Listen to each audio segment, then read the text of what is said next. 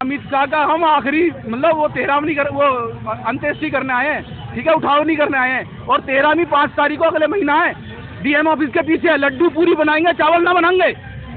कह देना उससे, कह देना उससे। और अमित शाह वो गधे का बच्चा है पूरा का पूरा, टाट पे 2 बाल नहीं है और अकल की बात करता है। वो अगर वैसे संसद में बैठ के स्वर्ग की चिंता कर रहा है तो वो चूतिया है। बताऊं क्यों? क्योंकि वो संसद में क्या कर रहा है? अगर स्वर्ग जाना है तो कैलाश पर्वत पर जाए। यदि उस पवित्र मंदिर का अगर मैं सदस्य होता तो जिसका कह रहे अम्बेडकर अम्बेडकर अम्बेडकर ये ना होता, ये होता, ये होता, ये होता। आज भी कह रहे हैं भाई, पूरी आरएसएस, पूरी बीजेपी, अमित शाह और पूरी बीजेपी और संघ, भाई जाओ और आज ही आत्महत्या कर लो, आत्महत्या कर लो, क्योंकि यहाँ पे तो स्वर्ग है ही नहीं। ये तो राम का और कृष्ण का नाम जपते आ रहे हैं और जपते आ रहे हैं, तो स्वर्ग मिलना चाहिए इनको।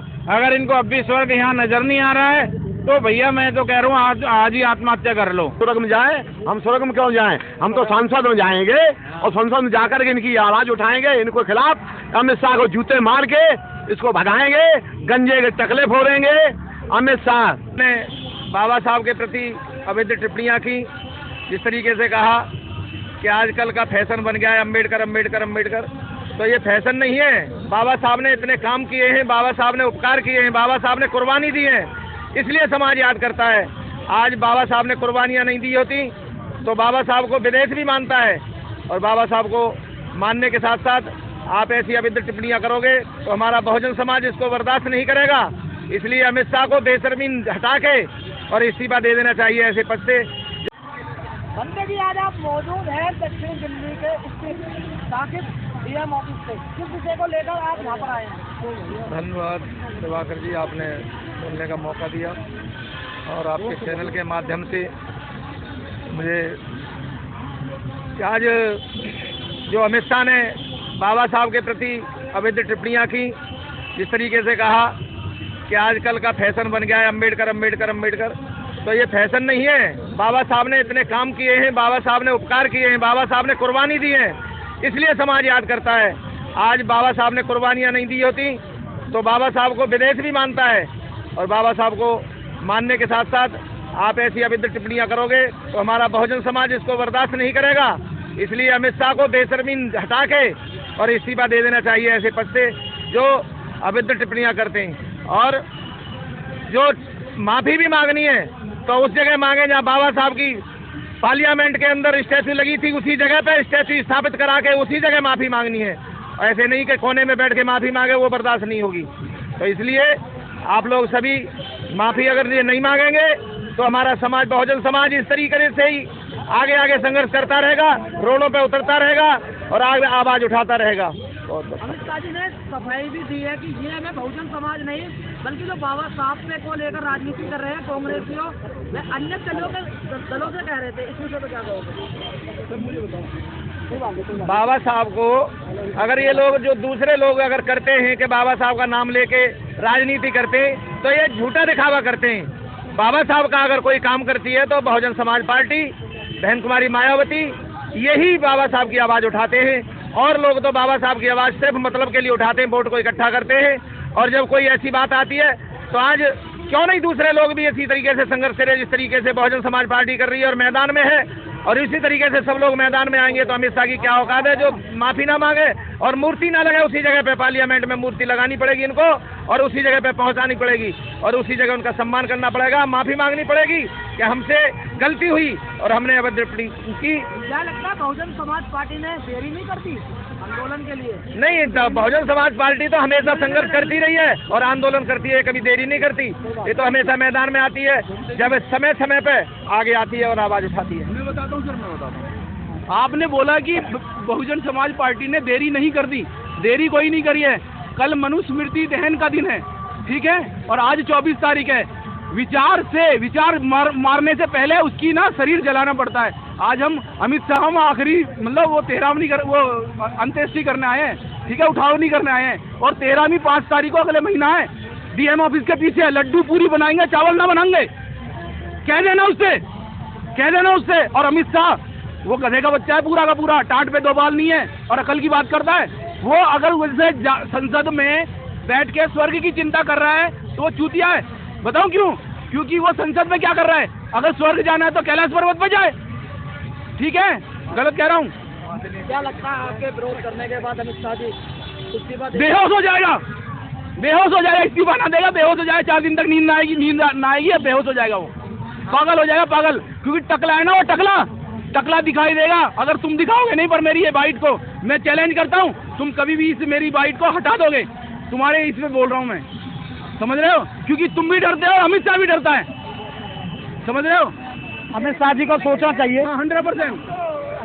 अमित शाह जी को सोचना चाहिए, इतने संवैधानिक पद पर बैठते और फिर बाबा साहब के बारे में ऐसे बोल रहा है, वो भूल गया कि बाबा साहब की वजह से तू संविधान में संसद में बैठा हुआ है, इतने उच्च पद पर बैठा हुआ, उसका लड़का कहाँ कोई पूछता नहीं, आज बीसीसीआई का मेंबर बना पड़ा है। और अम्बेडकर अमित शाह को स्वर्ग में जाने की तो घूम के आए, अब वापस भी ना आएगा, वो घूम के आए वापस भी ना आएगा उसका कभी, और वो पूरे खानदान को ले जाए स्वर्ग में, हमें कोई मतलब ना है, हमें संसद से मतलब है, हमें जाना है संसद में, स्वर्ग में ना जाना, वहाँ जाना तो जाएगा वो, अपने घर में खानदान में सवे ले जाए। शाह ने 18 तारीख को वक्तव्य दिया था, बाबा साहब का अपमान किया था, उसके विरोध में कि अम्बेडकर अम्बेडकर अम्बेडकर ये फैशन चल गया है। अगर इस तरह भगवान का नाम लेते ना तो 7 स्वर्ग पहुंच जाते।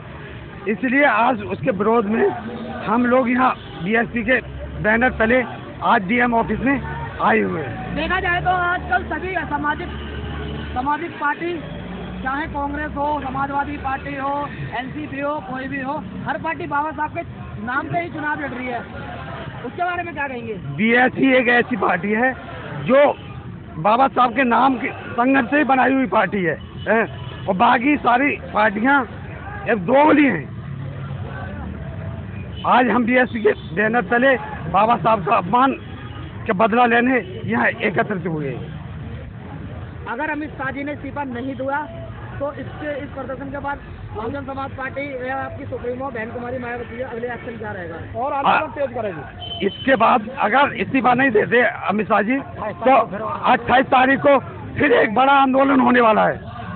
28 बड़ा आंदोलन होने वाला है। देखिए, आप ये देख रहे हैं, यदि अगर मैं उस पवित्र मंदिर का मैं पवित्र मंदिर का अगर मैं सदस्य होता तो जिस टाइम कह रहे अम्बेडकर अम्बेडकर अम्बेडकर, ये ना होता, ये होता, ये होता, ये होता, ये मैं आज कह रहा हूँ और आपके चैनल से कह रहा हूँ, और ये दिखा देना जिस माई के लाल को दिखाना होगा, ठीक है? और अभी तो ये अंगड़ाई है, आगे और लड़ाई है, और हमारी नेता का संविधान के तहत संविधान को में विश्वास रखती है, जो भी आदेश होगा उसका पालन होगा, और हम लोग यहाँ से लेकर संसद तक की लड़ाई लड़ने का काम करेंगे। और हम इस्तीफे की बात माफी मांगने की बात करें, ये आप देख रहे हैं, अभी तो शुरुआत है, ये जूता कोई मामूली नहीं है, ये चमार का जूता है, और चमारों की राजधानी आगरे का जूता है, और चमड़ा ने उधेड़ लिया तो मेरा भी नाम नहीं है। अच्छा, जिस वक्त अमित शाह जी ने बाबा साहब से टिप्पणी करी थी, उस टाइम संसद भवन के अंदर कोई दलित सांसद नहीं था? नहीं, वो मानसिक दलित हैं, वो मानसिक आज भी दलित हैं, वो भारतीय जनता पार्टी और समाजवादी और कांग्रेस के टुकड़ों में पड़ रहे, ना कि उन बाबा साहब की विचारधारा में चल रहे। सिर्फ समाज का वोट लेने के लिए उनको चंद टिकट दे दिए जाते हैं कि तुम पूरा एक माहौल बनाओ और हमको जिता के संसद में भेजो। पीडीए क्या है? एक घर में 5 सांसद बन गए। पीडीए क्या है? सपा क्या है? बाबा साहब के स्मारक को पार्क को कहते हैं कि जब हमारी सरकार बनेगी तो हम इसको शौचालय बना देंगे। ये वही अखिलेश है, वही समाजवादी पार्टी है। समाजवाद का उनको फिर से पढ़ना पड़ेगा, मतलब क्या होता है। अगर समाजवाद का मतलब सीखना है तो आदरणीय बहन जी से सीखें, ठीक है? तो साथियों, ये लड़ाई जारी है और हम लोग आज जो बहन जी ने आह्वान किया था उसी आह्वान पे शांतिपूर्वक धरना प्रदर्शन चल रहा है। और ये जो मनुवादी अमित शाह है, हमने पहले भी कहा है और आज भी कह रहे हैं, भाई पूरी आरएसएस, पूरी बीजेपी, अमित शाह और पूरी बीजेपी और संघ, भाई जाओ और आज ही आत्महत्या कर लो, आत्महत्या कर लो, क्योंकि यहाँ पे तो स्वर्ग है ही नहीं। ये तो राम का और कृष्ण का नाम जपते आ रहे हैं, और जपते आ रहे हैं तो स्वर्ग मिलना चाहिए इनको। अगर इनको अब भी स्वर्ग यहाँ नजर नहीं आ रहा है तो भैया मैं तो कह रहा हूँ आज ही आत्महत्या कर लो। आपको स्वर्ग भी जाना? हमें स्वर्ग नहीं जाना, हमारा स्वर्ग तो बाबा साहब ने बनाया हुआ हमारे लिए। जब से संविधान लिखा है तो हम स्वर्ग में ही जी रहे हैं। अच्छा भाईचारा है, अच्छा सब कुछ है यहाँ पर जो है। पर लेकिन अमित शाह को जाना चाहिए, नरेंद्र मोदी को जाना चाहिए, भारतीय जनता पार्टी स्वर्ग में जाए, हम स्वर्ग में क्यों जाएं? हम तो संसद में जाएंगे और संसद में जाकर के इनकी आवाज उठाएंगे, इनको खिलाफ अमित शाह को जूते मार के इसको भगाएंगे, गंजे के टकले फोड़ेंगे। अमित शाह मुर्दाबाद। ये गुजराती डकैत है, इन्होंने देश को लूटा है। गुजराती डकैतों के हाथ में इस समय देश है। और डकैत मैं इसलिए कह रहा हूँ क्योंकि डकैत तो मारता भी है, घर भी उजाड़ता है और लूटता भी है, इसलिए उसे डकैत कहते हैं। ये गुजराती जितने भी यहाँ से भागे हुए लोग हैं, ज्यादातर उनमें देखेंगे आप गुजराती हैं जो देश का पैसा लेके भागे, इसलिए मोदी सरकार उन पे एक्शन नहीं लेती है। जो है ईवीएम की वजह से ये प्रधानमंत्री बन गए, तो जो चुनाव आयोग बैठा उसकी वजह से प्रधानमंत्री बन गए, और नहीं तो अगर ईवीएम और ये ना होते तो ये प्रधानमंत्री नहीं होता। आज ये ईवीएम को इसको चुनाव आयोग को हटा दो, ये 10 सीट भी नहीं ला सकती भारत में। फिर बहुजन समाज पार्टी की सरकार बन जाएगी। बहुजन समाज पार्टी ही इन्होंने इनकी वोटों ही इन्होंने खींच रखी है ईवीएम में। आप कह रहे हो अगर ईवीएम से चुनाव, ईवीएम में वोट ही इन्होंने खींच रखी है, ईवीएम से ही वोट कट रही है सारी बहुजन की। देखिए इस देश में दूसरे नंबर की पार्टी है ना, वो जो है कांग्रेस है, और कांग्रेस ईवीएम का विरोध नहीं करती। उसका मैं कारण बता रहा हूँ, क्योंकि ये कांग्रेस की और इनकी सांठगांठ है। हर स्पीच में बहन जी हर इंटरव्यू में कहती हैं कि बीजेपी और कांग्रेस एक थाली के चट्टे बट्टे। वो क्यों कहती हैं आप समझिए, क्योंकि ईवीएम में जो है पूरा घोटाला है, 4 से 5 राज्य है, इनको जिता रखे हैं, इनकी दाल रोटी चल रही है जो कांग्रेस की। कांग्रेस कभी भी मुखर होकर अगर कांग्रेस कहेगी कि हम चुनाव नहीं लड़ेंगे तो हमारी पार्टी पीछे नहीं है, हमारी पार्टी भी कहेगी हम चुनाव लड़ेंगे, देखेंगे कैसे बीजेपी आ जाए इस देश के अंदर। ये तो लोगों को वोट को ठगने का काम किया है, और ईवीएम हैक हो सकती है। ये ईवीएम बनाने वालों ने भी का जब इतना अपमान ये लोग करते हैं तो बाहर जाके राम राम क्यों नहीं करते? बौद्ध के शरण से आया हूँ क्यों बोलते हैं? क्यों बाबा साहब का अपमान कर रहे हैं? इनको क्या इसमें लॉजिक है बताइए?